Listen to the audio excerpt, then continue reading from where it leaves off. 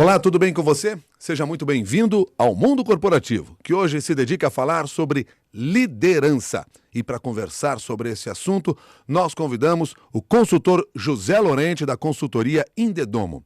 José Lorente, que, entre outras características, também é autor do livro Líder por Excelência: Técnicas para acelerar seu desenvolvimento e ser reconhecido como um verdadeiro líder.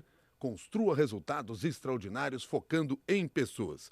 O livro é este aqui que eu tenho em mãos, Líder por Excelência, e este será o tema da nossa conversa. José Lorente, desde já, muito obrigado pela sua gentileza de estar conosco aqui no Mundo Corporativo. Bom dia. Bom dia, Milton. É um prazer estar aqui com você e com nossos ouvintes.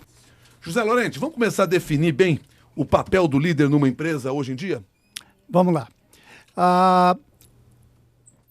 O mundo corporativo tem buscado um engajamento cada vez maior dos seus colaboradores. Então, o papel do líder é um papel de saber inspirar, motivar e desenvolver a rede de sucessão dentro da companhia ou das companhias.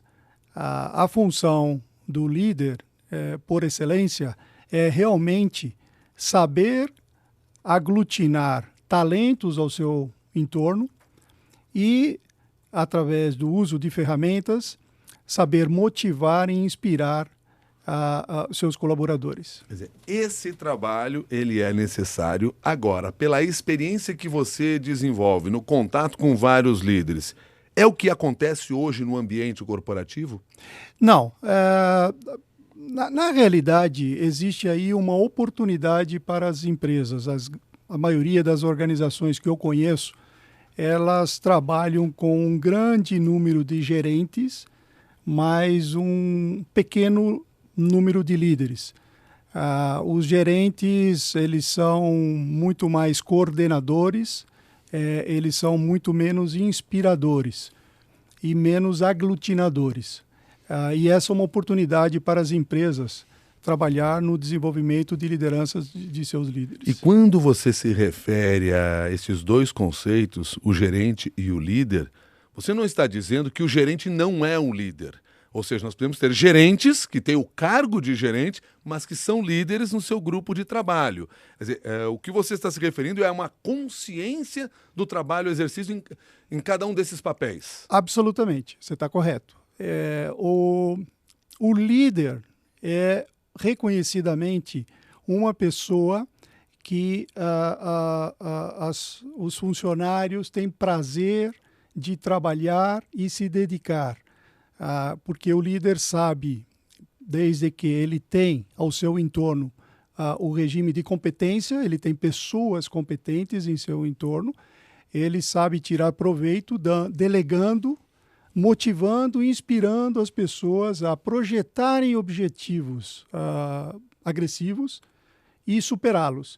Mais importante, dentro de um ambiente de trabalho muito mais harmônico e muito mais feliz, eu diria.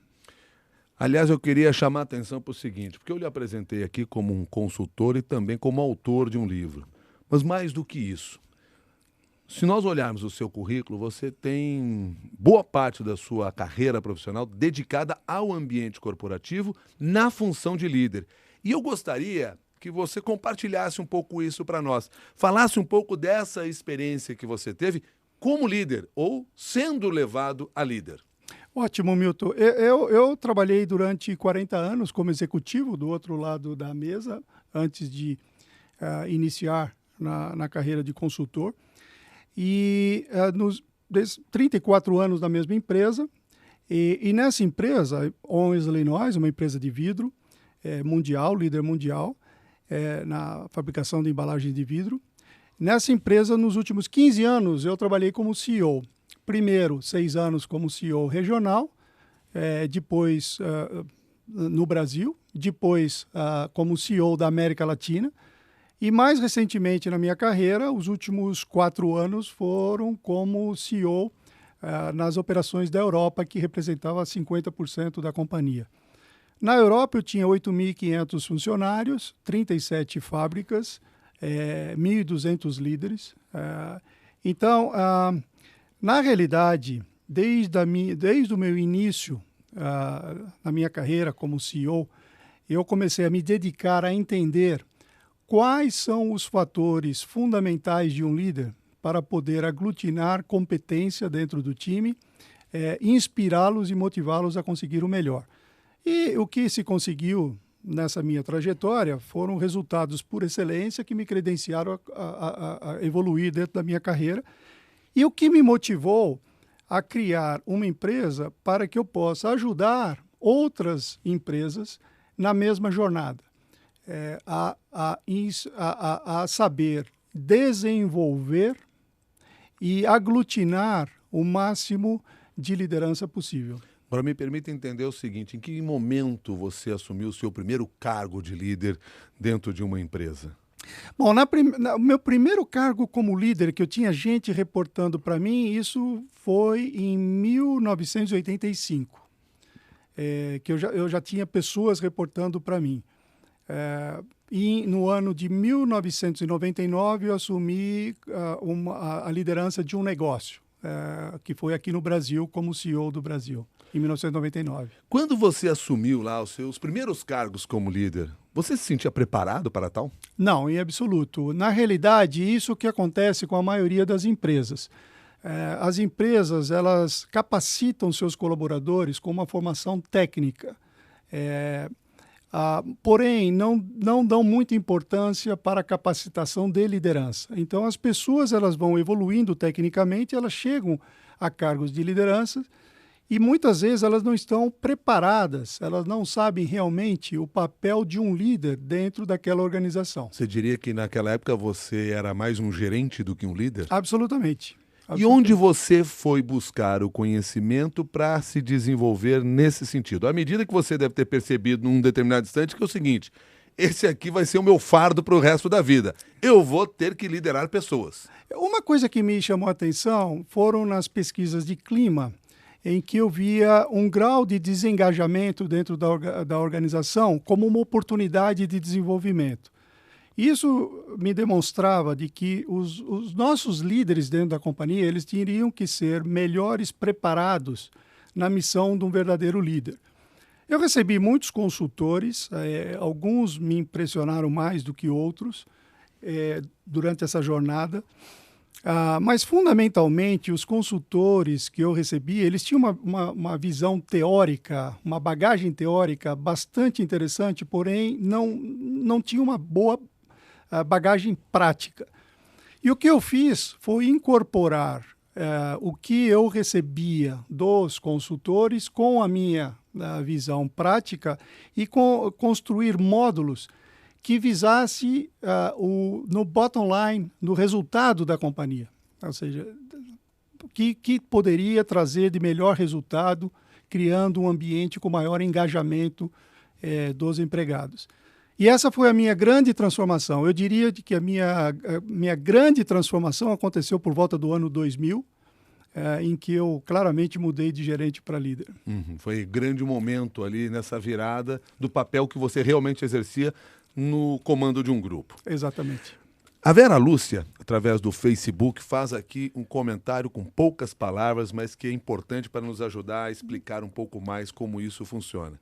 Você disse agora há pouco que dentre as funções do líder, além de inspirar, criar uma equipe ao seu entorno com competências necessárias, delegar. E ela diz assim, delegar é muito complicado. É mesmo? Olha, sim e não. Vejamos, um líder por excelência, ele é cercado por pessoas competentes. Ele tem um time por excelência e ele tem uma estrutura organizacional por excelência. Então, ele tem a pessoa certa na posição correta. Quando você tem isso e você inspira e motiva o time, você delega e você capacita as pessoas a darem o melhor. Isso é muito interessante, porque quando tudo está indo bem, é muito fácil. porque você vai elogiar, a coisa está indo bem, as vendas estão ótimas, a produtividade está ótima, o resultado financeiro está ótimo, então isso é mais fácil. Em momentos controversiais, por exemplo, quando um líder tomar uma decisão equivocada, qual vai ser o seu comportamento perante aquela decisão? Você vai punir ou você vai buscar entender o que está acontecendo, engajá-lo numa potencial solução para que aquilo e motivá-lo para que aquilo não aconteça e seguir a sua trajetória. A questão de delegar, portanto, a questões que devem ser decididas, realizadas, funções que devem ser realizadas dentro de uma empresa, está diretamente relacionada ao ponto de saber com quem você, como montou o seu time. Absolutamente. Absolutamente. E principalmente, Milton, porque várias cabeças pensam melhor do que uma. Então, aquele estilo dos generais antigos dentro das corporações, né? Isso deixa de existir, em que os líderes começam a ouvir muito mais seus colaboradores. O trabalhador que está trabalhando 8 horas numa máquina, ele conhece muito mais daquela máquina do que o CEO da companhia. Então, quando tiver que fazer um aprimoramento naquela máquina ou comprar uma segunda máquina, o CEO tem que saber, através de seus líderes, ouvir a opinião daquele trabalhador, para que ele compre a melhor máquina possível e tome a melhor decisão. Não que ele pense que é a melhor, mas sim que a base da estrutura organizacional está confirmando naquele momento. Por quê? Porque a decisão passa a vir de baixo. E o comprometimento, o engajamento aumenta muito mais. Então, através da delegação, eu diria que, complementando, de que se cria um ambiente de um engajamento muito maior dentro das organizações. Você falou várias vezes aí a palavra engajar. Correto. E eu percebo aí no trabalho que você desenvolveu, que você trabalha em cima de uma pesquisa do Gallup, que mostra claramente assim, como é baixo o engajamento nas empresas. Gostaria que você compartilhasse com quem está nos acompanhando aqui no mundo corporativo. Ótimo. Excelente, Milton. Obrigado por perguntar. Isso é muito importante. Fundamentalmente, as empresas trabalham com 3 pilares. O pilar econômico, pilar financeiro, pilar tecnológico, né? Que tipo de manufatura, que tipo de tecnologia, e o pilar mercadológico. E, fundamentalmente, as empresas, isso pode ser uma empresa pequena, uma empresa global, esses são os 3 pilares que comandam qualquer tipo de negócio. A base desses pilares tem um elemento chamado pessoas. Então, as empresas, elas se preocupam muitíssimo com o seu dinheiro, e devem se preocupar, não estou sugerindo que seja diferente, com sua participação no mercado, com a tecnologia que é empregada, porém, trabalha de uma maneira, eu diria, não muito assertiva na questão do engajamento das pessoas. E essa pesquisa da Gallup nos demonstra exatamente isso. Essa pesquisa foi conduzida no ano de 2012, é bastante recente. É uma pesquisa global envolvendo 243 mil funcionários em mais de 140 países, ou seja, é uma pesquisa bastante interessante, bastante completa, em que ela demonstra que o nível de engajamento das empresas, na média, é de apenas 13%.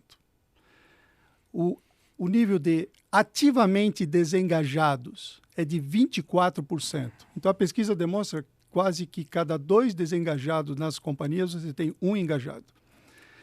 E os desengajados é 63%.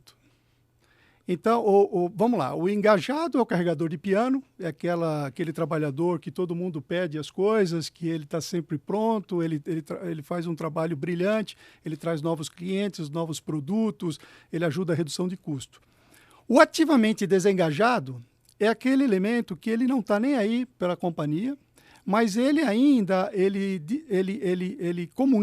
se comunica dentro da organização de maneira que motivar aos demais colaboradores a se desengajar. São as maçãs podres dentro da organização. Então, esses são 24%, contra 13% de engajado. E no meio tem 63% de desengajados. O que são os desengajados?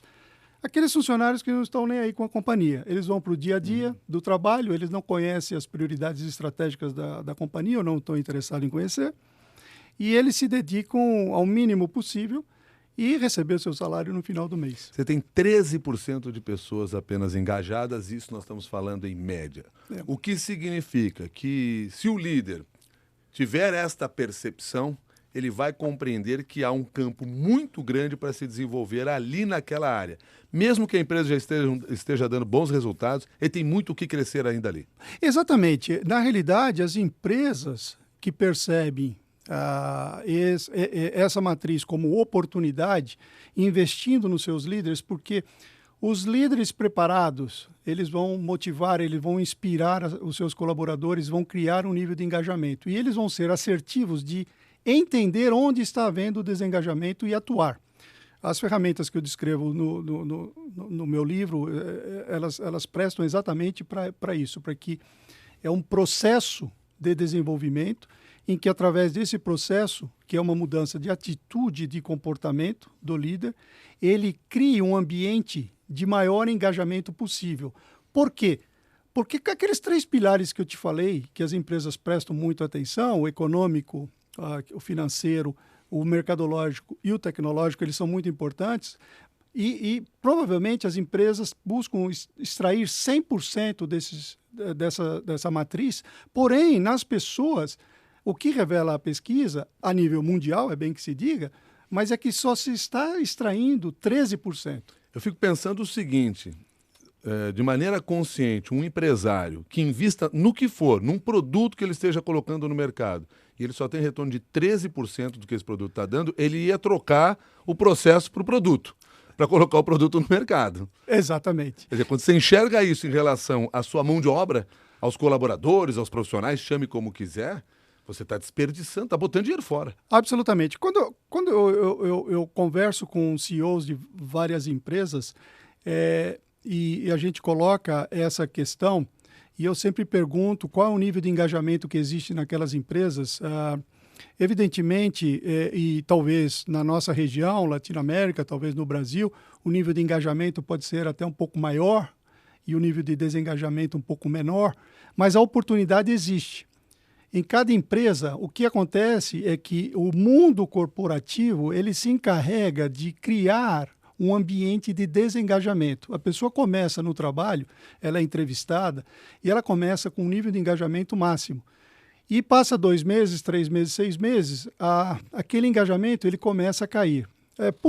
Por debilidade dos seus líderes, porque não conseguem perceber a oportunidade de manter aquele funcionário engajado, ou por questões adversas do mundo corporativo, que uma desorganização das empresas, um não claro objetivo do seu planejamento estratégico e das suas prioridades estratégicas.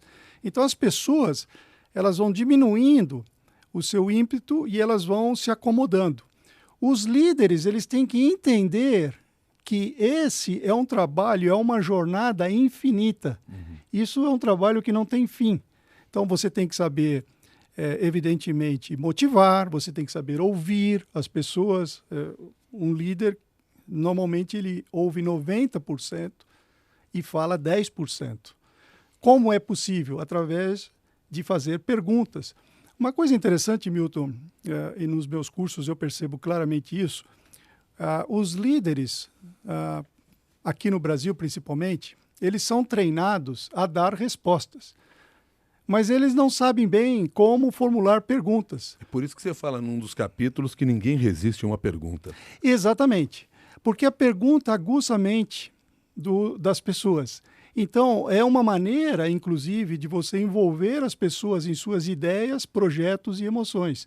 Porque aí você cria uma conexão da empresa com o projeto, com a solução do problema e com as pessoas, porque as pessoas estão envolvidas na solução e não é uma solução que vem de cima. Aliás, a primeira ferramenta que você trabalha, das 11 que você descreve no livro, são 11, né? São 11, correto. São as 11 que você descreve no livro Líder por Excelência, a primeira que você trata é exatamente essa questão da gestão dos problemas. E correto. Você chama atenção para o fato de que hoje as empresas se dedicam muito a resolver problemas, a administrar problemas. Exato. Isso é errado? Olha, de uma certa maneira, sim.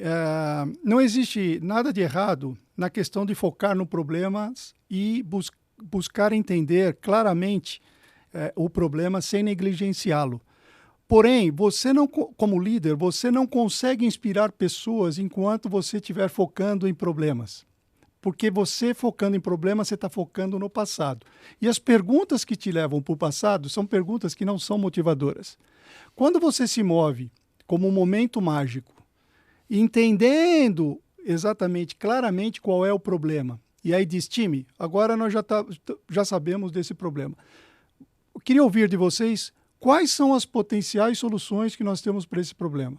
Como vocês vão se comprometer com essa solução, como vocês vão envolver seu time. Essa solução vai virá da parte do time.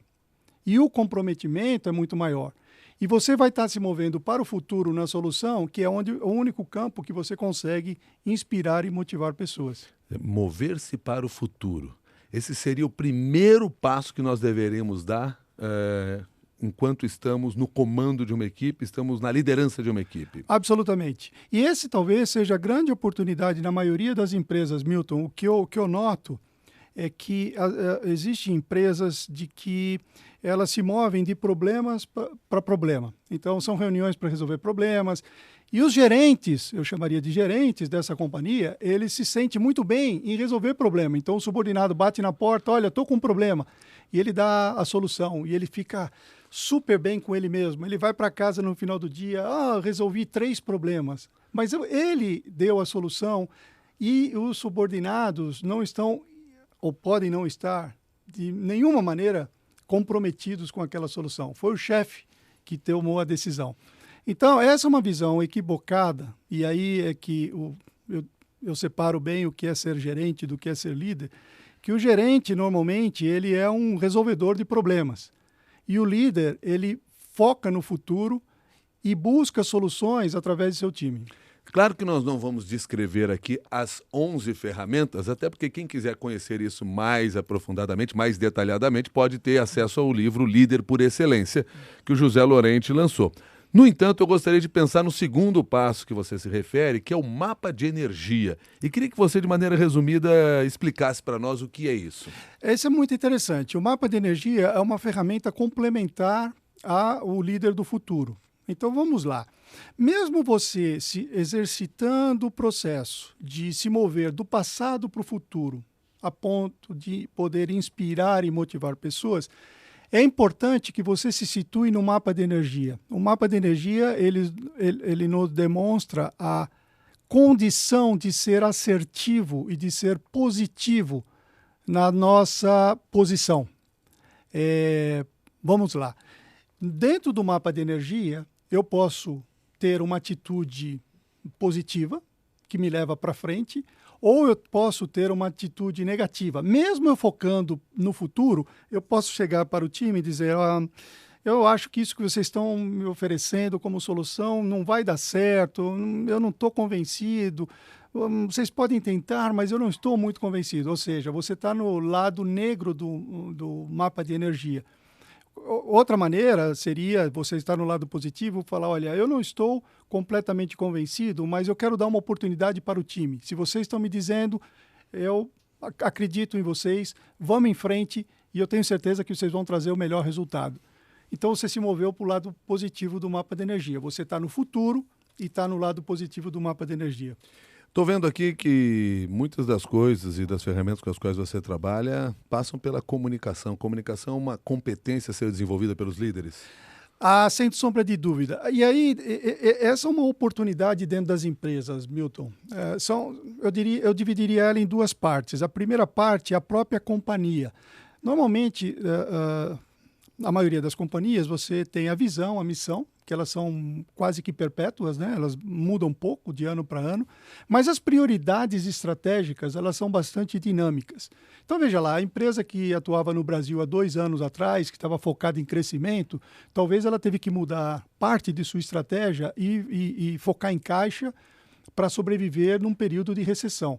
Bom, como você faz para elaborar esse novo ou redesenhar esse novo planejamento estratégico com as prioridades e conectar seus líderes nessa estratégia? Isso é muito importante. Os líderes, para comunicar, eles têm que entender quais são as estratégias das empresas. E com a dinâmica das mudanças, muitos líderes, principalmente uma companhia fragmentada com várias unidades, eles não recebem a informação a ponto de se sentir confiante de comunicar. Então, esse é o primeiro ponto. O segundo ponto é a habilidade do líder de saber se comunicar.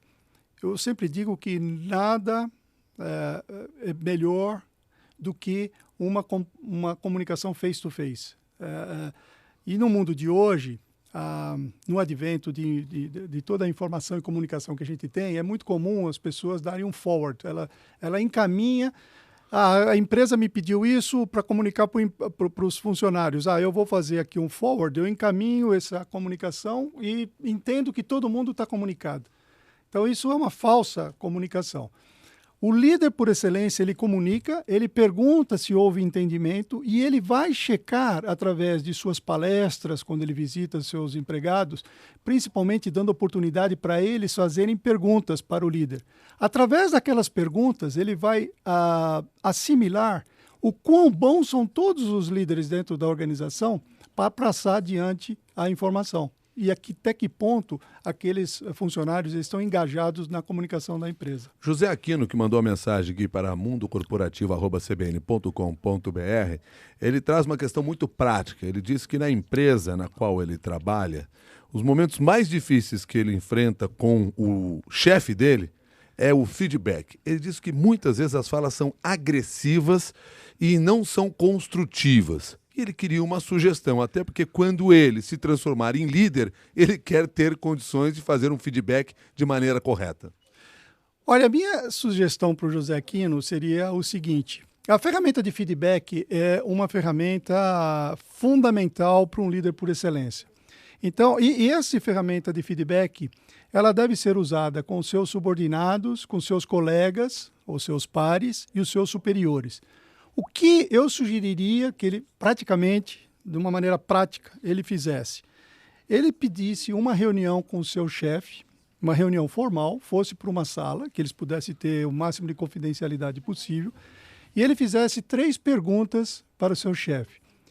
Ele fizesse a pergunta de que o que ele precisa fazer como funcionário para que aquele líder seja um melhor líder no dia a dia.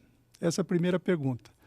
A segunda pergunta, ele perguntaria para o seu líder o que o time dele poderia fazer para que o líder tivesse um melhor desempenho no dia a dia. E a terceira pergunta é o que o líder crê que ele deveria mudar para que ele fosse um melhor líder no dia a dia. Normalmente, então esse feedback foi dado de maneira super positiva. Então você não vai de maneira nenhuma ser agressivo ou vai confrontar, você vai engrandecer o seu chefe e ao mesmo tempo você vai criar uma oportunidade. O que se espera dessa conversa é que o chefe vai dizer: não, mas me diga você o que você pensa de mim como líder. E aí abre-se as portas porque ele está abrindo o seu coração. De uma maneira inspiradora, como devem fazer os grandes líderes. Que mensagem final você deixa aqui para todos aqueles que nos acompanham no mundo corporativo?